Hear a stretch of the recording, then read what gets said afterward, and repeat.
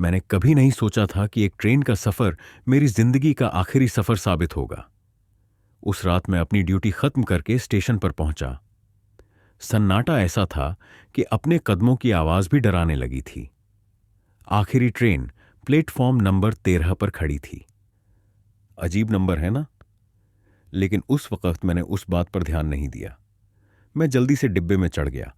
पूरा डिब्बा खाली था, सिवाय एक कोने के जहां एक औरत बैठी थी, लाल साड़ी में, लंबे खुले बाल, चेहरा खिड़की के बाहर।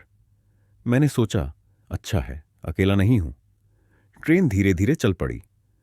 शुरुआत में सब नॉर्मल था, मगर कुछ मिनट बाद मैंने नोटिस किया कि डिब्बे में सन्नाटा और गहरा हो गया है। हवा भी भारी लग रही थी। मैंने उस औरत की तरफ देखा।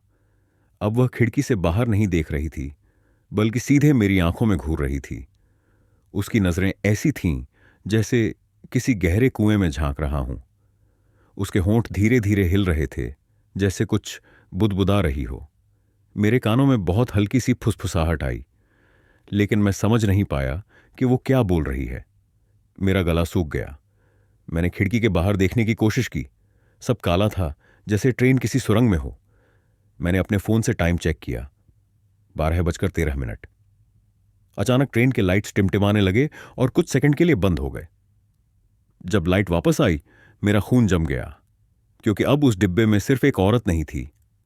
हर सीट पर वही औरत बैठी थी।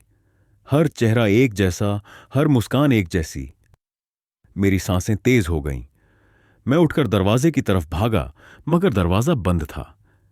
मैंने खिड़की से बाहर झांका। बाहर सिर्फ काला धुआं था, जैसे हम किसी दुनिया से कट चुके हों। तभी अचानक ट्रेन के स्पीकर से एक फटी हुई आवाज गूंजी, अगला स्टेशन मौतपुर। मेरे कानों में जैसे किसी ने बर्फ डाल दी। मौतपुर? ऐसा कोई स्टेशन नहीं होता। मैंने बार बार दरवाजे को पीटा, लेकिन बेकार। तभी मैंने महसूस किया कि मेरे पीछे कोई खड़ा है। मैंने धीरे से गर्दन घुमाई और देखा, वही औरत। लेकिन इस बार उसके होंठ मेरे कान के पास थे और उसने कहा, सफर लंबा है, अब तुम भी हमारे साथ रहोगे। उसी पल ट्रेन की लाइट्स फिर बुझ गईं। मेरा चिल्लाना किसी ने नहीं सुना, क्योंकि उस ट्रेन में अब सिर्फ खामोशी थी और दर्जनों लाल साड़ियों में लिपटी औरतें।